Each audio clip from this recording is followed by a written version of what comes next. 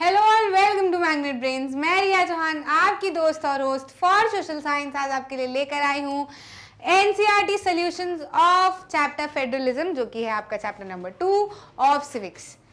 इसके सारे जो हमारे टॉपिक वाइज वीडियोस हैं वो हम बना चुके हैं, प्रीमियर हो चुके हैं, बढ़िया से आपके पास में पहुंच चुके हैं। आई होप मिल गए हैं, आपने पढ़ना शुरू कर दिया है। अगर आपने ये जो पढ़ाई है सोशल साइंस की या फिर चैप्टर्स की कुछ इस तरीके से की है कि अभी 9th से 10th में जम किए हो और पहली बार ये वीडियो देख रहे हो, तो पहली बार में ना एकदम रिलैक्स होकर वीडियो देखना। ठीक, पहली बार में एकदम रिलैक्स होकर वीडियो देखना कि बढ़िया हमको ना सीखना समझना है इस तरीके से कि चलो आज तो मतलब देखते हैं कि क्या फेडरलिज्म होता है, कैसे होता है, क्या चीज़ें होती है, क्या नहीं होती है, उस हिसाब से। ठीक है, इस तरीके से थोड़ा सा पढ़ने की कोशिश करोगे और मतलब जो वीडियोस में बनाती हूँ उसमें कोशिश करती हूँ कि आपको कुछ सीखने वाली चीज़ें मिले ना, तो वो ज़्यादा अच्छा रहेगा। आपको लगेगा कि यार इस तरीके से मज़ा आ रहा है ना। नहीं तो सिर्फ हम पढ़ते चलते हैं, रटते चलते हैं, तो फिर भूल जाते हैं, फिर पेपर में नहीं आता, फिर लगता है कि चैप्टर मेरे को पसंद नहीं है, ये आंसर मेरे को पसंद नहीं है, या ये सिलेबस ही मेरे को पसंद नहीं है, ये तो मेरे को पढ़ना ही पसंद नहीं है, ऐसा हो जाता है फिर, है ना। तो थोड़ा सा इंटरेस्ट इस तरीके से जगेगा जब आप देखोगे कि इन सारी चीज़ों से हमको काफ़ी ज़्यादा चीज़ें सीखने को मिलती है ना। तो फेडरलिज्म में हमने बहुत सारे अलग अलग चीज़ें देखी, फेडरलिज्म क्या होता है, कौन सी कंट्री में कैसा होता है, किस फॉर्म में होता है, सब कुछ हमने अच्छे से पढ़ा और समझा।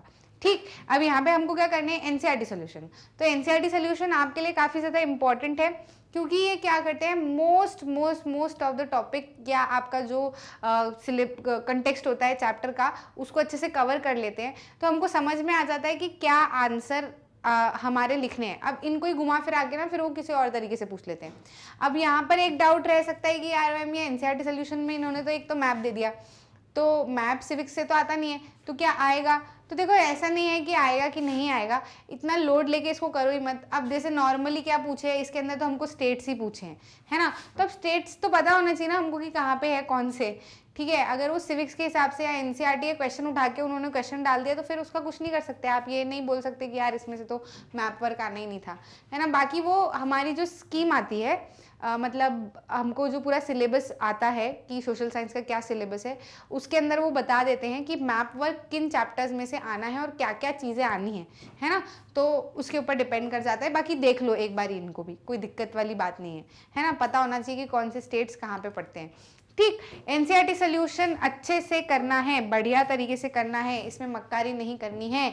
घूम फिर के क्वेश्चन यही वाले डाल देते, फिर लगता है अरे यार एनसीईआरटी में ही था, यही नहीं पढ़ा, है ना। ठीक, बात कर लेते हैं पहले क्वेश्चन की, जो कि कह रहा है locate the following states on a blank outline political map of India. अच्छा, पॉलिटिकल मैप ऑफ इंडिया को लेकर तो किसी को कोई डाउट नहीं है कि पॉलिटिकल फिजिकल मैप क्या होता है। देखो मैं बताती हूँ, ये वाला मैप जो आपको दिख रहा है ना, इसको क्या कहा जाता है, पॉलिटिकल मैप कहा जाता है। अच्छे से समझ लेना, यूपीएससी तक वाले बच्चों को क्लियर नहीं होती ये चीज़ें, है ना। मतलब इतनी बारीकियों पे वो ध्यान ही नहीं देते, उनको समझ ही नहीं आता पॉलिटिकल फिजिकल मैप क्या होता है। ये दिक्कत, ये गड़बड़ अपने को नहीं करनी है, समझना है। पॉलिटिकल मतलब राजनीतिक, है ना। अब इंडिया का पॉलिटिकल मैप कैसा दिख सकता है, तो राजनीतिक तौर पे हमने जो इंडिया के डिवीजन किए हुए हैं, है ना।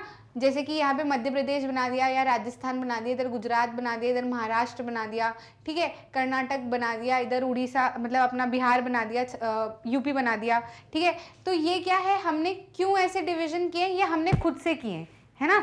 देश की जनता ने डिवीजन किए हैं इस तरीके से, ताकि क्या हो, एडमिनिस्ट्रेशन अच्छे से चल सके, है ना। यहाँ का रूल अच्छे से चल सके, यहाँ का रूल अच्छे से चल सके, जनता जो है वो बढ़िया से रह सके।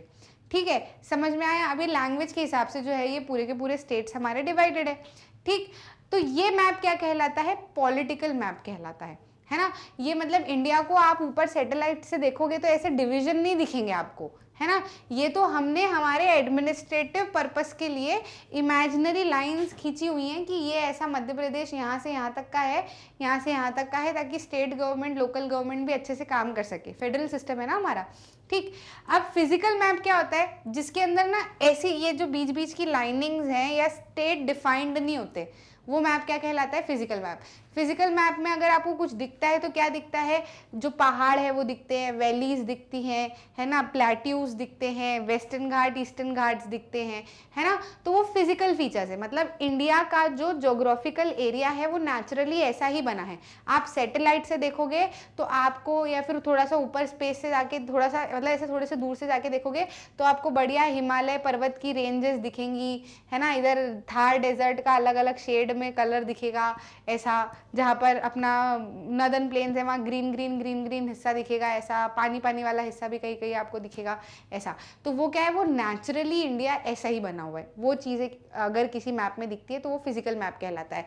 तो अब वो ऐसे तो मैप के ऊपर डाल नहीं सकते वो सारी चीज़ें, तो वो बिल्कुल प्लेन मैप रख देते हैं, ऐसे बीच बीच में लाइनें वो कुछ नहीं बनाते, तो वो मैप क्या कहलाता है, फिजिकल मैप कहलाता है। क्लियर है। अब हमको क्या करना है, पॉलिटिकल मैप पे मार्क करना है। जाहिर सी बात है, अब सिक्किम, मणिपुर, छत्तीसगढ़, गोवा तो पॉलिटिकल मैप पे ही मार्क करोगे ना, फिजिकल मैप पे तो कर नहीं सकते, उस पर तो बाउंड्रीज होती नहीं है।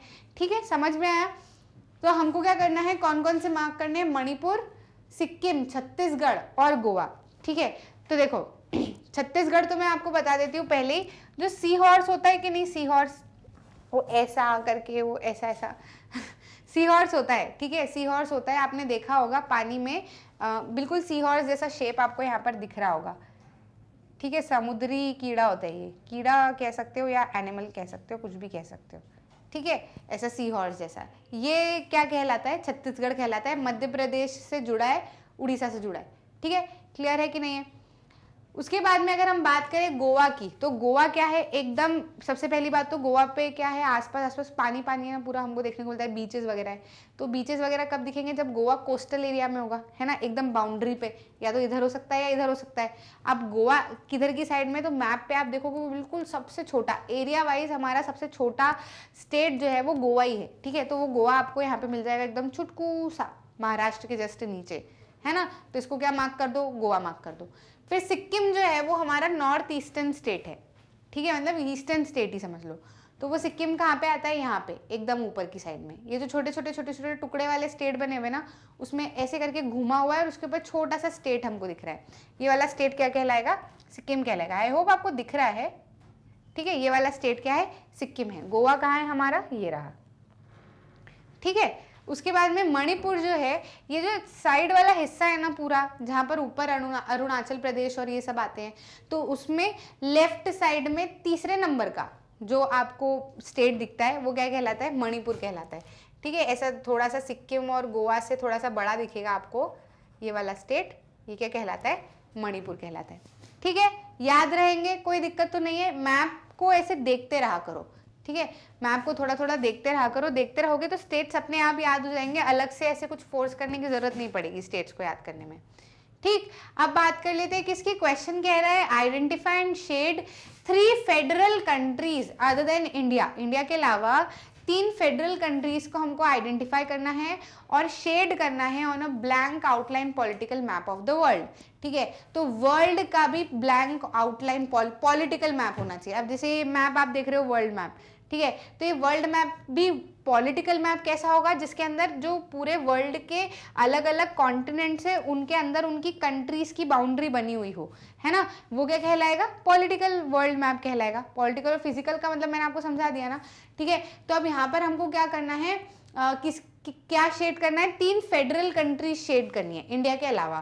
तो इंडिया के अलावा 3 फेडरल कंट्रीज कौन कौन सी, यानी कि ऐसी कंट्रीज जो फेडरल सिस्टम फॉलो करती है ना, जिसके अंदर पावर्स जो है वो सेंट्रल और स्टेट गवर्नमेंट में डिवाइडेड रहती है। ठीक है, स्टेट गवर्नमेंट की अपनी पावर्स होती है, सेंट्रल गवर्नमेंट की अपनी, स्टेट को सेंट्रल गवर्नमेंट के ऑर्डर्स मानने की जरूरत नहीं होती है ना। ये क्या होता है, फेडरल सिस्टम होता है। ठीक है, तो फेडरल सिस्टम कौन कौन सी कंट्रीज फॉलो करती है अदर देन इंडिया, एक तो साउथ अफ्रीका। तो साउथ अफ्रीका कहाँ मिलेगा, ये जो पूरा का पूरा कॉन्टिनेंट है ना, ये पूरा अफ्रीका है। तो अफ्रीका का जो नीचे सदर्न वाला रीजन है ना, वो क्या कहलाता है, साउथ अफ्रीका कहलाता है, बिल्कुल नीचे। ठीक है, ऑस्ट्रेलिया एकदम आपको साइड में दिखेगा, ये भी फेडरल सिस्टम फॉलो करता है। और पाकिस्तान भी आप कह सकते हो। तो इंडिया के जस्ट राइट हैंड साइड, ऊपर वाली तरफ, ठीक है, राइट हैंड साइड पे क्या पड़ता है, पाकिस्तान। ठीक है, तो पाकिस्तान भी क्या करता है, फेडरल सिस्टम फॉलो करता है। तो इन तीनों को आप मार्क कर सकते हो आसानी से, है ना। ये क्या है, हमारा साउथ अफ्रीका वाला रीजन है, हो जाएगा आपका। ठीक है, और ये वाला रीजन आपका कौन सा हो जाएगा, पाकिस्तान वाला रीजन हो जाएगा। ठीक है, ये यहाँ से और ये वाला रीजन जो है वो हमारा क्या हो जाएगा, पूरा का पूरा ऑस्ट्रेलिया वाला रीजन हो जाएगा। ठीक है, क्लियर है, इनको मार्क कर लेना। नेक्स्ट क्वेश्चन पे आ जाते हैं। नेक्स्ट क्वेश्चन क्या कह रहा है, point out one feature in the practice of federalism in India that is similar to, ठीक है, एक तो जो सिमिलर है किसके, बेल्जियम के। ठीक है, तो आपको क्या करना है, बताना है हमको एक फीचर इंडिया का जो कि बेल्जियम के सिमिलर है और दूसरा फीचर जो इंडिया का जो कि बेल्जियम से डिफरेंट है। ठीक है, ये दो चीजें हमको बतानी है, मतलब फेडरलिज्म की प्रैक्टिस में। पहला तो अगर हमको ये बताना है कि feature in the practice of federalism in India that is similar to Belgium, ठीक है, तो वो क्या है, वो ये है कि स्टेट और यूनियन गवर्नमेंट के बीच में हमने क्या कर रखी है, पावर शेयर कर रखी है। बेल्जियम में भी सेम चीज है, उन्होंने स्टेट और यूनियन गवर्नमेंट के बीच में पावर शेयर कर रखी है। ठीक है, स्टेट की पावर अपनी, सेंट्रल गवर्नमेंट की पावर अपनी, यानी यूनियन गवर्नमेंट की पावर अपनी। ऐसे ही इंडिया में भी है, इंडिया में भी स्टेट की पावर अपनी है और यूनियन गवर्नमेंट की अपनी खुद की पर्सनल पावर्स है। ठीक है, वहीं जो दूसरा फीचर्स है जो कि बेल्जियम से थोड़ा अलग है, यानी कि डिफरेंट है, वो क्या हो सकता है, feature in the practice of federalism in India that is different from that of Belgium. देखो ये लिखना जरूरी है ना, ये वाली लाइंस, तो उससे क्या है, एक इंट्रोडक्टरी लाइन रहती है, अच्छा इंप्रेशन पड़ता है एग्जामिनर के ऊपर, बढ़िया आंसर लिखा है।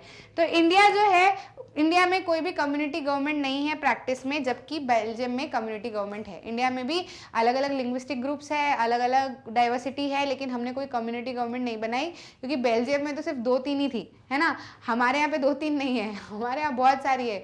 तो हमारे यहाँ पे गवर्नमेंट से ज़्यादा फिर कम्युनिटी गवर्नमेंट दिखेंगी और वो भी आपस में लड़ती रहेंगी, तो उसकी इंडिया में ज़रूरत नहीं है, और ज़रूरत हो भी तो हम उसके हिसाब से चल ही नहीं सकते। ठीक है, तो इंडिया में क्या है, कम्युनिटी गवर्नमेंट नहीं है। तो एक ऐसा फीचर जो कि बेल्जियम से सिमिलर है वो ये है कि स्टेट गवर्नमेंट और यूनियन गवर्नमेंट के बीच में अपनी अपनी पावर्स बांट रखी हैं। और एक फीचर जो कि डिफरेंट है बेल्जियम से, तो वो ये है कि जो कम्युनिटी गवर्नमेंट है वो इंडिया में नहीं है, जबकि बेल्जियम में कम्युनिटी गवर्नमेंट है। ठीक है, तो आपका आंसर ये वाला फ्रेम हो जाएगा। चौथे क्वेश्चन पे आ जाते हैं। चौथा क्वेश्चन कहता है, what is the main difference between a federal form of government and a unitary one, explain with an example. Main difference हमको बताना है फेडरल फॉर्म ऑफ गवर्नमेंट में और यूनिटरी गवर्नमेंट में।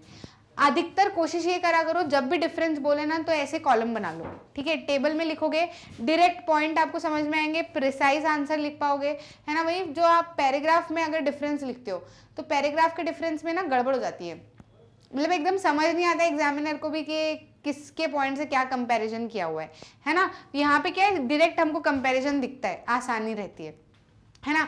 तो फेडरल सिस्टम क्या होता है, फेडरल सिस्टम ऐसा सिस्टम होता है जहाँ पे पावर जो है वो स्टेट गवर्नमेंट और यूनियन गवर्नमेंट के बीच में शेयर होती है। ठीक है, स्टेट गवर्नमेंट की अपनी पावर होती है और यूनियन गवर्नमेंट की अपनी पावर होती है। वहीं जो यूनिटरी सिस्टम होता है या फिर यूनिटरी फॉर्म होता है, उसके अंदर ऐसा कुछ नहीं होता।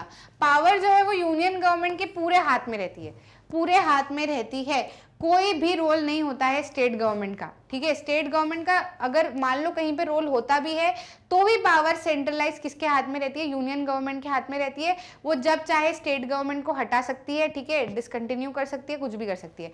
मतलब यूनिटरी मतलब यूनी का मतलब होता है एक, ठीक है, तो यूनी मतलब एक, यानी कि एक के हाथ में रहेगी पावर, ऐसे याद कर लेना तो आपको कंफ्यूजन नहीं होगा, है ना। फेडरल को ऐसे याद कर सकते हो, फेडरल फैला हुआ, ठीक है, तो फैला हुआ किस किस में, यूनियन और स्टेट गवर्नमेंट में। यूनियन की अपनी पावर, स्टेट की अपनी पावर, स्टेट को कोई रोका टोकी नहीं कर सकते, अपने हिसाब से स्टेट काम कर सकता है ना, कि मतलब सारे जुड़े हुए होते हैं। ठीक है, और जो यूनिटरी होता है उसके अंदर स्टेट गवर्नमेंट का कोई ऐसा रोल नहीं होता, ऑर्डर्स यूनियन गवर्नमेंट के ही मानने पड़ते हैं और यूनियन गवर्नमेंट का ही कंट्रोल रहता है पूरी तरीके से पूरे के पूरे नेशन के ऊपर। ठीक है, समझ में आया। एग्जाम्पल, फेडरल गवर्नमेंट का एग्जाम्पल अगर हम ले तो इंडिया एज ए एग्जाम्पल दे सकते हैं। India is a federal country with union government at center and state government at the state level and Panchayati Raj at the local level। ठीक है, और फेडरल में आप सिर्फ ये नहीं कह सकते कि फेडरल में सिर्फ यूनियन और स्टेट होती हैं। फेडरल सिस्टम मतलब पावर्स जो है वो 2 से ज़्यादा लेवल्स में शेयर्ड हो। ठीक है, वो 2 लेवल कहीं कहीं पे सिर्फ यूनियन और स्टेट भी हो सकते हैं, और इंडिया जैसी कंट्री में यूनियन, स्टेट, पंचायती राज यानी कि लोकल लेवल, सारे लेवल्स होते हैं। ठीक, और सबके पास में अपनी अपनी पावर्स होती हैं फॉर एक्सरसाइजिंग। वहीं अगर हम यूनिटरी गवर्नमेंट की बात करें तो हमने श्रीलंका में देखा था ना, श्रीलंका में क्या है, सेंट्रल गवर्नमेंट ही है सब कुछ, और उन्होंने कोई भी बांटा नहीं था। वो चाह रहे थे बांटना श्रीलंकन तमिल्स चाह रहे थे कि फेडरल सिस्टम बने, लेकिन बन नहीं पाया था, यूनिटरी गवर्नमेंट ही था, है ना। Sri Lanka the national government has all the powers, national government के पास में पूरी की पूरी पावर थी। क्लियर है। यहाँ पर फेडरल फॉर्म में आप बहुत सारे एग्जाम्पल दे सकते हो। नेक्स्ट क्वेश्चन पे आ जाते हैं। State any two difference between local government before and after the constitutional amendment in 1992। ठीक है, 1992 में जो कॉन्स्टिट्यूशनल अमेंडमेंट हुआ था उसके पहले की लोकल गवर्नमेंट कैसी थी ये बताना है, और उसके बाद की लोकल गवर्नमेंट कैसी हो गई ये हमको बताना है ना। तो पहले की जो लोकल गवर्नमेंट थी उसमें क्या था, इलेक्शंस जो है, elections to these local governments were not held regularly. ठीक है, इलेक्शंस होते थे लेकिन रेगुलरली नहीं होते थे। 1992 के कॉन्स्टिट्यूशन अमेंडमेंट के पहले इलेक्शन होते थे लेकिन रेगुलरली नहीं होते थे। 1992 के इलेक्शन के बाद, इलेक्शन कौन से, लोकल गवर्नमेंट का ध्यान रखना, ठीक है, लोकल गवर्नमेंट पे इलेक्शन होते थे लेकिन रेगुलरली नहीं होते थे। वहीं लोकल गवर्नमेंट में जो कॉन्स्टिट्यूशनल अमेंडमेंट आया 1992, उसके बाद से कॉन्स्टिट्यूशनली मैंडेटरी कर दिया गया कि लोकल इलेक्शंस जो है, लोकल गवर्नमेंट की बॉडी के इलेक्शंस भी रेगुलरली हेल्ड किए जाएंगे। ठीक है, वहीं दूसरा पॉइंट ये है कि 1992 के कॉन्स्टिट्यूशनल अमेंडमेंट के पहले लोकल गवर्नमेंट के पास में कोई पावर नहीं थी, है ना, और उनके कोई अपने रिसोर्सेज भी नहीं थे। ठीक है, local government did not have any powers और रिसोर्सेज ऑफ देयर ओन, है ना, उनको डिपेंड होना पड़ता था ऑन द स्टेट और ऑन नेशनल गवर्नमेंट की वो रिसोर्सेज प्रोवाइड करेंगे या फिर पावर्स जो वो बोलेंगे वैसा ही करना है। लेकिन 1992 के कॉन्स्टिट्यूशनल अमेंडमेंट के बाद जो स्टेट गवर्नमेंट है are required to share some powers. State government को ऐसा बोला गया कि जैसे यूनियन गवर्नमेंट ने स्टेट गवर्नमेंट को पावर दी है वैसे स्टेट गवर्नमेंट को अब लोकल गवर्नमेंट को पावर देनी पड़ेगी।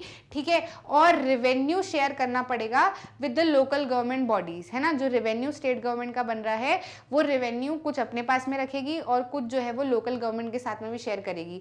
The nature of sharing varies from state to state. ठीक है, अब ऐसा नहीं है कि सबके साथ में एक ही क्राइटेरिया लगा दिया कि इतना ही शेयर करना है, नहीं, क्योंकि स्टेट जो है वो एरिया वाइज भी अलग है, पॉपुलेशन वाइज भी अलग है, सब कुछ अलग अलग है, ऐसा कुछ नाप के नहीं स्टेट हमारे बने हुए हैं। तो डिपेंड करता है हर स्टेट के ऊपर कि किस हिसाब से वो रेवेन्यू शेयर कर रहे हैं और किस हिसाब से वो अपना पावर्स जो है वो शेयर कर रहे हैं लोकल गवर्नमेंट के साथ में। ठीक है, तो ये दो चीज हमको देखने को मिली। फिर से सम अप कर देती हूँ। लोकल गवर्नमेंट के लिए 1992 के बाद कॉन्स्टिट्यूशनल अमेंडमेंट लाया गया जिसमें लोकल गवर्नमेंट की फंक्शनिंग थोड़ी सी चेंज की गई। 1992 के पहले लोकल गवर्नमेंट में रेगुलर इलेक्शन नहीं होते थे, लेकिन 1992 कॉन्स्टिट्यूशन अमेंडमेंट के बाद ऐसा बोला गया कि लोकल गवर्नमेंट के लिए भी बराबर से इलेक्शन रेगुलरली होने चाहिए। पहले रेगुलर नहीं होते थे, अब रेगुलरली होने चाहिए, मतलब एक पर्टिकुलर इंटरवल के बाद होते रहने चाहिए। वहीं पहले 1992 के पहले लोकल गवर्नमेंट की अपनी कोई पावर्स नहीं थी और रेवेन्यू के लिए भी वो स्टेट गवर्नमेंट के ऊपर डिपेंड करती थी। लेकिन अब कॉन्स्टिट्यूशनल अमेंडमेंट ऑफ 1992 के बाद लोकल गवर्नमेंट के लिए स्टेट गवर्नमेंट को बोला गया कि स्टेट गवर्नमेंट अपना रेवेन्यू और अपनी पावर्स लोकल गवर्नमेंट के साथ में शेयर करेगा। ठीक है, और साथ ही साथ जो लोकल गवर्नमेंट है वो क्या करेंगी, लोकल गवर्नमेंट मतलब ये जो नेचर है शेयर करने का कि भैया कितना शेयर करना है, ये स्टेट टू स्टेट डिपेंड कर सकता है। जो जितना स्टेट की साइज है या जितनी पॉपुलेशन है उस हिसाब से वो क्या करेंगे, शेयर कर सकते हैं। क्लियर है, समझ में आया? इस तरीके से आपको अपना आंसर लिखना है, स्क्रीनशॉट ले लो या लिखते चलो, मेरी मानो तो एक बार लिखते चलोगे ना साथ साथ में तो आंसर्स याद रह जाएंगे। एक बार याद रहे तो फिर फालतू बचान करने की जरूरत नहीं पड़ेगी। मतलब सिर्फ देख के छोड़ देना is not a good option, है ना। मतलब कर ही रहे हो, आए हो देखने के लिए तो बढ़िया से करो ना भाई, बढ़िया से देखो और बढ़िया से उसको प्रिपेयर करके छुट्टी करो, खत्म, है ना। एक ही बार में 10 बार देख के 10 बार भूल के कोई मतलब नहीं है। देखते चलो, हो सके तो आंसर लिखते चलो। आजकल तो स्क्रीनशॉट का जमाना हो गया ना, तो फट से 3 उंगली घुमाई और स्क्रीनशॉट आ जाता है, पर वो फोन में ही पड़े रह जाता है, वो कभी कॉपी में उतर के नहीं आता है ना। तो अपने आप पे भरोसा रखो कि कॉपी में उतर के तो आने वाला है ही नहीं। इससे अच्छा अभी साथ साथ में लिखते चलें, ठीक है, याद रहेंगे आंसर। अब यहाँ पे क्या करना है, हमको फिल करना है ब्लैंक्स को, ठीक है। तो पढ़ लेते हैं। Since the United state is a dash type of federation, तो ये मतलब यहाँ पर हमको यूनाइटेड स्टेट का फेडरेशन का टाइप ही लिखना होगा, है ना। पहले पढ़ लेते हैं पूरा फिर लिखेंगे। Since the United States is a dash type of federation, all the constituent states have equal power and states are dash vis-a-vis the federal government. But India is a dash type of federation and some states have more power than other. In India, the dash government has more power. तो कुल मिला के हमको इस paragraph में क्या बताना है कि यूनाइटेड स्टेट कौन सी टाइप की फेडरल पावर है वो लिखना है पहले तो, फिर उसमें ये बताना है कि जो सेंट्रल और फेडरल गवर्नमेंट है ना, स्टेट गवर्नमेंट है, उनकी पावर में कौन स्ट्रांग है या फिर मीडियम है, ये हमको बताना है। और उसके बाद में इंडिया जो है वो कौन सा टाइप ऑफ फेडरेशन है ये बताना है, और उसके बाद में ये बताना है कि सेंटर और स्टेट में कौन पावरफुल है, ये लिखना है हमको कुल मिला के। तो सिंस द यूनाइटेड स्टेट कौन से टाइप की है, ठीक है, मैं एक कॉलम कोई सा छोड़ दूंगी, वो आपको कमेंट्स में बताना रहेगा, ठीक है। यूनाइटेड स्टेट्स जो है वो कौन सी है, बताओ बताओ बताओ बताओ। कौन से, पहले तो दो टाइप के फेडरेशन कौन से हैं, है ना, जोर से, जहां पर भी बैठे हो ना वहां से जोर से तिला के, मतलब दिल से जुड़े अपन, ठीक है, मतलब नहीं मालूम मेरे को पर ईमानदारी से आप पे भरोसा है कि आपको याद होगा, तो जहां भी बैठे होगे जोर से चिल्ला के दो टाइप ऑफ फेडरेशन आप बताओगे ही बताओगे, लास्ट में मम्मी को भी पता चल जाएगा कौन से दो टाइप के फेडरेशन है ना। तो कौन से दो टाइप के फेडरेशन है, coming together federation and holding together type of federation, ठीक है। तो टाइप ऑफ फेडरेशन तो लिखा हुआ है, ये फिल इन द ब्लैंक्स में ध्यान रखने का होता है ना। यहाँ पर होल्डिंग टुगेदर या coming together type of federation मत लिख देना, टाइप ऑफ फेडरेशन यहाँ लिखा हुआ है, ठीक है, सिर्फ अपने को नाम लिखना है ना। तो यूनाइटेड स्टेट्स कौन से टाइप का फेडरेशन है, holding together, sorry coming together type का फेडरेशन है ना, मतलब वो सारे अलग अलग स्टेट्स जो थे वो सारे के सारे साथ में आए, दे केम अप टुगेदर, और फिर उन्होंने बोला कि हम क्या कर रहे हैं, फेडरेशन बना रहे हैं ताकि उनकी सोवेरेनिटी और सिक्योरिटी बनी रहे, है ना। और हर स्टेट की क्या है, अपनी पावर है, और वो जितना सेंट्रल की पावर है इतनी उनकी बराबर बराबर है, ठीक है। ऐसा नहीं कि कोई सा भी पर्टिकुलर यूनियन जो है वो किसी से कमजोर है, सबकी बराबर बराबर है, क्योंकि वो अलग अलग थे और फिर साथ में इकट्ठे हुए, तो जाहिर सी बात है सबको बराबर पावर मिलनी है ना। तो यहाँ पर क्या है, ये coming together type of federation है, कौन सा, coming together type of federation तो लिखा ही हुआ है ना। Coming together type of federation है, all the constituent states have equal power and states are, ठीक है। तो यहाँ पर हमको क्या बताना है कि स्टेट्स जो है वो फेडरल गवर्नमेंट से किस तरीके के हैं, तो स्टेट्स को फेडरल गवर्नमेंट से स्ट्रॉन्गर बोला जा सकता है ना।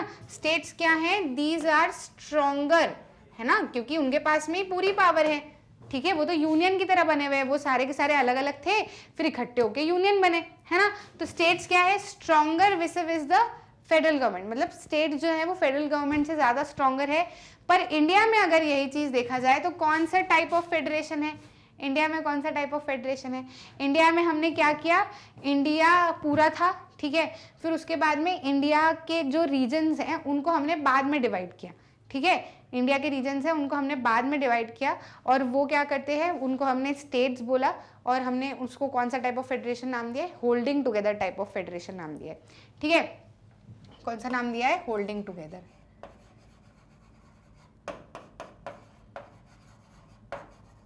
ठीक है। इसके अंदर क्या होता है, होल्डिंग टुगेदर में क्या होता है, सेंट्रल गवर्नमेंट के पास में जो है वो क्या रहती है, ज्यादा पावर रहती है, ठीक है। सेंट्रल गवर्नमेंट के पास में in India the central government has more power, है ना। आपने देखा है ना, स्टेट गवर्नमेंट के सबके अपनी अपनी पावर्स हैं, नो डाउट, लेकिन स्टेट गवर्नमेंट से ज्यादा पावर किसके पास में, सेंट्रल गवर्नमेंट के पास में है, ठीक है। वहीं जो ये यूएस वगैरह की अगर हम बात करें, जहां पर coming together type of federation है, तो वो तो अलग अलग स्टेट्स थे, उन्होंने सोचा चलो इकट्ठे हो जाते हैं और क्या करते हैं, एक फेडरेशन बनाते हैं। तो वो फेडरेशन जब उन्होंने बनाया तो उसमें ऐसा थोड़ी होगा कि वो बना हुआ फेडरेशन ज्यादा स्ट्रॉन्गर होगा, जाहिर सी बात है वो अलग अलग आए हैं तो वो तो यही चाहेंगे ना कि हमारे सबकी पावर ज्यादा हो, ठीक है। तो उन्होंने अपनी अपनी पावर्स ज्यादा रखी है एज कम्पेयर टू फेडरेशन। वहीं जो इंडिया के केस में है तो हमने क्या किया है, हम पूरा इंडिया की सेंट्रल गवर्नमेंट थी और उसके बाद में हमने अलग अलग फेडरेशंस को डिवाइड किया हुआ है ना, मतलब वो अंडर है उनके, ठीक है। समझ में आया कि नहीं आया, तो ये दो आपको आंसर्स इस तरीके से लिखने हैं। चलो मैंने कॉलम नहीं छोड़ा यार, मैं भूल गई, कोई बात नहीं, अगले में छोड़ेंगे कभी। Here are three reactions to the language policies followed in India. Give an argument and example to support any of these position. ठीक है, तो यहाँ पर कुछ आर्ग्यूमेंट किए हैं संगीता, अरमान और हरीश ने, मतलब ये गोलू बच्चे हैं, गोलू बच्चे नहीं है, समझदार बच्चे हैं। चैप्टर पढ़ने के बाद में इन्होंने सोचा कि चलो कुछ कंक्लूजन निकालते हैं, है ना। तो ये बातचीत कर रहे होंगे तो इन्होंने कुछ कंक्लूजन निकाले। हमको किसी एक स्टेटमेंट को सपोर्ट करते हुए क्या करना है, सपोर्ट आर्ग्यूमेंट देना है ना, मतलब सपोर्ट करते हुए बात करनी है कि हमको ये इसलिए अच्छी लगी इसकी बात, ठीक है। तो संगीता की अगर हम बात करें तो संगीता कह रही है the policy of accommodation has strengthen national unity. जो अकोमोडेशन की पॉलिसी है कि सबको अकोमोडेट करते हुए चलना है, उससे यूनिटी जो है देश की वो काफ़ी ज़्यादा ताकतवर हुई है, स्ट्रेंथन हुई है, ठीक है। ये क्या कौन कह रही है, संगीता कह रही है। वहीं अरमान की हम बात करें तो ये कह रहा है language based states have divided us by making everyone conscious of their language.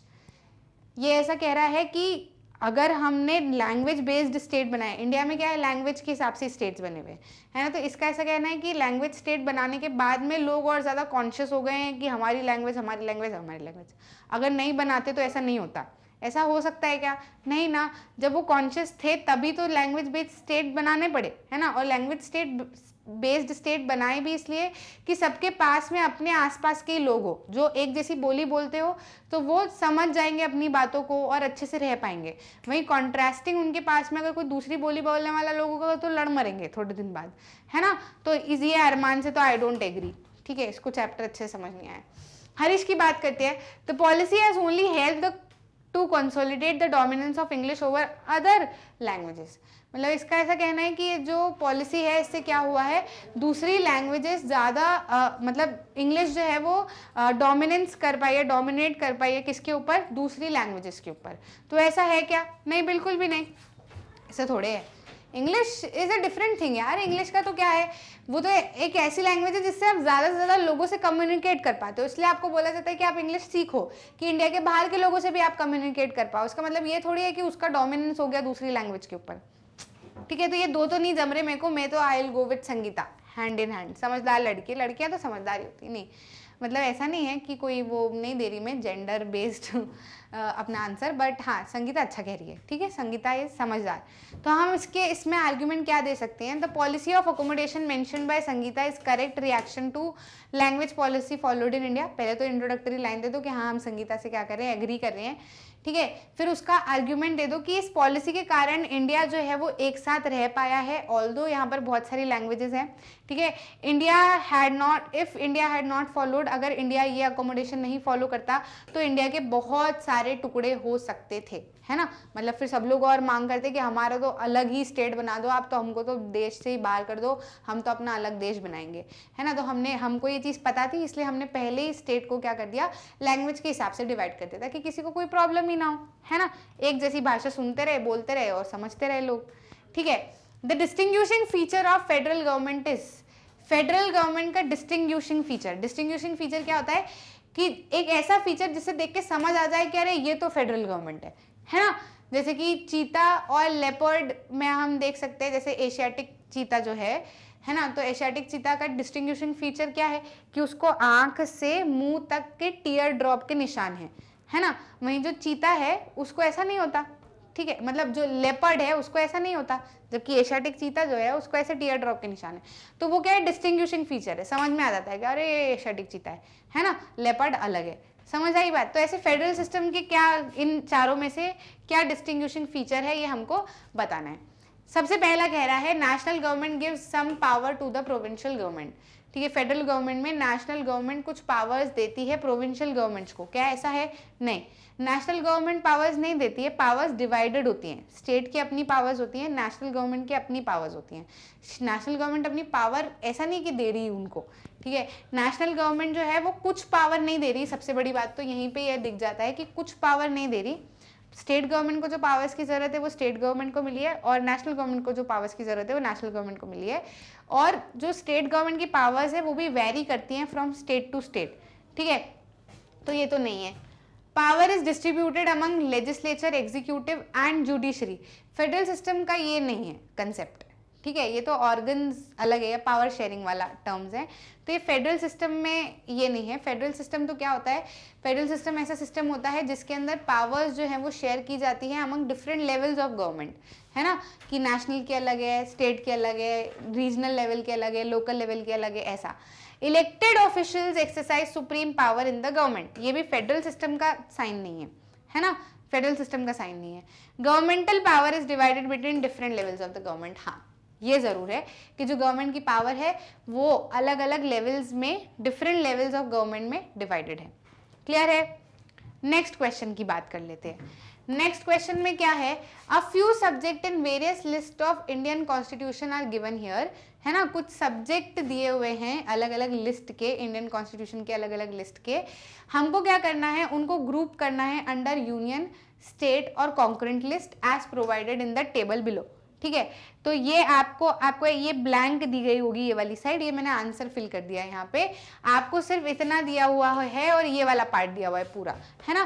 तो हमको क्या करना है कि defence, police, agriculture, education, banking, forest, communication, trade और मैरिजेस में सेग्रीगेट करना है कि कौन कौन से यूनियन में आते हैं तो यूनियन के सामने लिखने हैं, कौन कौन से स्टेट में आते हैं तो स्टेट के सामने लिखने हैं, कौन कौन से कॉन्करेंट लिस्ट में आते हैं तो उसको कॉन्करेंट के सामने लिखने हैं। ठीक, तो अब यहाँ पे हम देखें तो यूनियन लिस्ट में कौन कौन से सब्जेक्ट आते हैं, ऐसे सब्जेक्ट आते हैं जो नेशनल इंटरेस्ट के हो, है ना, जो नेशन वाइड इंटरेस्ट के हो, सभी लोगों के इंटरेस्ट के हो, तो वो किसके अंदर आ जाएंगे, यूनियन लिस्ट में। अब यूनियन लिस्ट में क्या क्या आ जाता है, डिफेंस आ जाता है, कम्युनिकेशन आ जाता है और साथ ही साथ में बैंकिंग, ये सारी चीजें किसके अंदर आ जाएगी, यूनियन लिस्ट में आ जाएगी। स्टेट लिस्ट की बात करें तो ऐसे सब्जेक्ट जो कि स्टेट के इंटरेस्ट के हो, है ना, मतलब जो स्टेट संभाल सकता हो, तो पुलिस हर स्टेट की अलग होनी चाहिए, है ना, पुलिस अलग होनी चाहिए, एग्रीकल्चर जो है हर स्टेट का अलग रहता है, ट्रेड हर स्टेट का अलग रहता है, तो वो स्टेट लिस्ट के अंदर आ गया है। ठीक है, वहीं कॉन्करेंट लिस्ट क्या होती है, कॉन्करेंट मतलब दोनों का, ठीक है, यूनियन और स्टेट जो दोनों संभाले वो लिस्ट क्या कहलाती है, कॉन्करेंट लिस्ट कहलाती है। ठीक है, जैसे एजुकेशन, तो एजुकेशन नेशनल लेवल पर भी देखना पड़ेगा, स्टेट लेवल पे भी देखना पड़ेगा। फॉरेस्ट जो है वो नेशनल लेवल पे भी देखने पड़ेंगे, स्टेट लेवल पे भी देखने पड़ेंगे। मैरिजेस भी दोनों लेवल पे देखनी पड़ेंगी, है ना, तो ये क्या हो जाएंगी, कॉन्करेंट लिस्ट में आ जाएंगी। ठीक है, तो ये हमने क्या कर दिया, इनको डिवाइड कर दिया। क्लियर? नेक्स्ट क्वेश्चन पे आ जाते हैं। नेक्स्ट क्वेश्चन हमारा क्या कह रहा है, नेक्स्ट क्वेश्चन कह रहा है examine the following pairs that give the level of government in India and the power of the government at the level to make laws on the subject mention against each, which of the following pair is not correctly matched. ठीक है, तो यहाँ पर क्या कर रखा है, ये पेयर्स बना रखे हैं कि स्टेट गवर्नमेंट, मतलब ये इधर अलग है और इधर अलग है। ठीक है, तो यहाँ पर ऐसा बताया गया है कि कोई सा एक पेयर जो है वो गलत तरीके से मैच किया हुआ है ना, तो वो जो गलत तरीके से मैच किया हुआ है पेयर वो हमको लिखना है ना। तो यहाँ पर जो स्टेट गवर्नमेंट है वो जाहिर सी बात है स्टेट लिस्ट का ध्यान रखती है, सेंट्रल गवर्नमेंट जो है वो यूनियन लिस्ट पे काम करती है, सेंटर और स्टेट गवर्नमेंट मिलके कॉन्करेंट लिस्ट का देखती है ना। लोकल गवर्नमेंट रेसिडुअरी पावर देखती है क्या, नहीं, रेसिडुअरी पावर्स जो है वो भी यूनियन गवर्नमेंट ही देखती है। हमने पढ़ा है हमारी एनसीईआरटी में कि ऐसी पावर्स जो ना स्टेट लिस्ट में आती हो, ना कॉन्करेंट लिस्ट में आती हो, ना यूनियन लिस्ट में आती हो, जैसे कि कंप्यूटर सॉफ्टवेयर वगैरह को लेकर जो कि कॉन्स्टिट्यूशन बनने के बाद में जो चीज़ें आई हो, है ना, तो उनको कौन देखेगा, कौन हैंडल करेगा।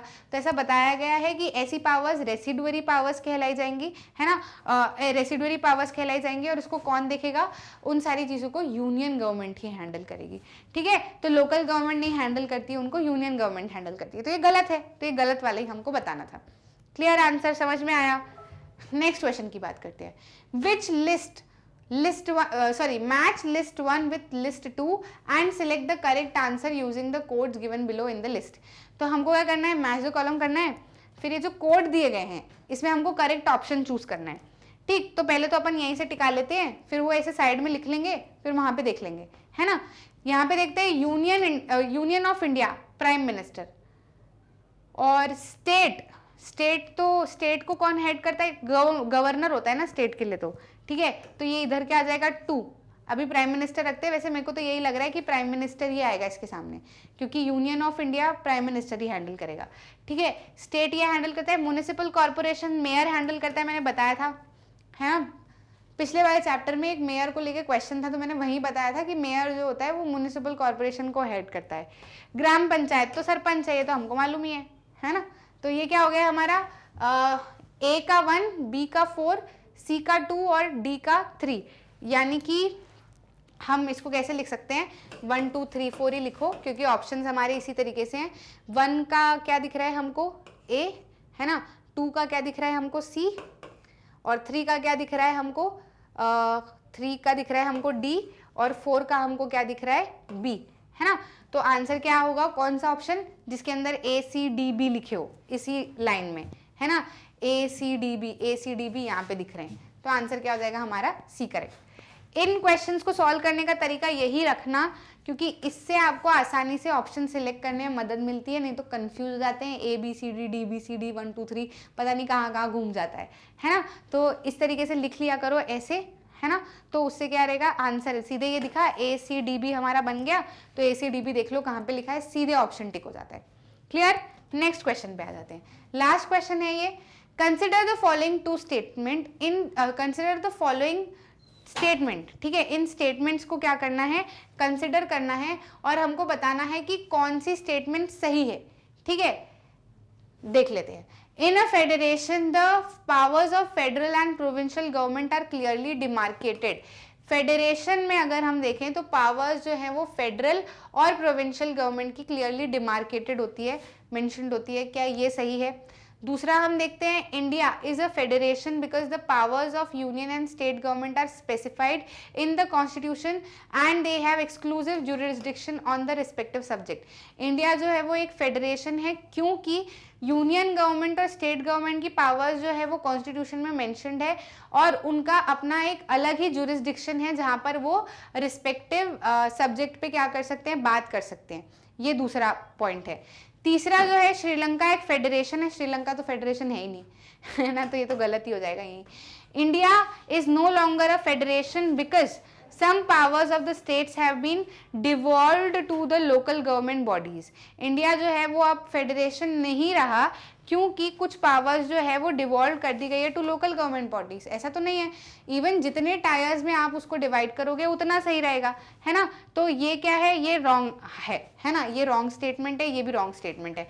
ये वाली स्टेटमेंट राइट है और ये वाली स्टेटमेंट राइट है। एक फेडरेशन में जो पावर्स हैं वो फेडरल और प्रोविंशियल में क्लियरली डिमार्केटेड होती है, मतलब क्लियरली बटी हुई होती है ना। तो ये दो ऑप्शंस मेरे को सही दिख रहे हैं। अगर A और B अगर किसी में लिखा है तो वो आंसर हमारा सही होगा, A और B ओनली, है ना। तो ये आंसर क्या होगा हमारा, सही, करेक्ट है। क्लियर है, समझ में आया। तो ये होते हैं हमारे NCERT solutions of federalism complete. Chapter के आपको टॉपिक वाइज वीडियोस भी मिल चुके हैं। इसी तरीके से मैग्नेट ब्रेन्स पे सारी चीज़ें ऑफिशियल वेबसाइट पे, यूट्यूब पे, हर जगह एकदम फ्री ऑफ कॉस्ट अवेलेबल है। हिंदी मीडियम चैनल भी बन चुका है। किंडरगार्टन से लेकर 12th तक NTSC olympiad, English medium, Hindi medium, सभी कुछ एकदम फ्री ऑफ कॉस्ट आपके लिए अवेलेबल है। आपको कोई पैसा के लेन देन नहीं करना है, लेना है अगर तो कुछ नॉलेज ही नॉलेज लेना है बढ़िया से, और रिटर्न में हमें कुछ नहीं चाहिए। आप अपनी लाइफ में खूब अच्छा कुछ एक्सेल करो, बढ़िया से पढ़ाई करो। अच्छा लगा तो लाइक करना, शेयर करना अपने दोस्तों के साथ में, और चैनल को सब्सक्राइब करना ताकि आप कोई भी इंपॉर्टेंट वीडियो मिस ना कर जाए। मिलते हैं अगले वीडियो में।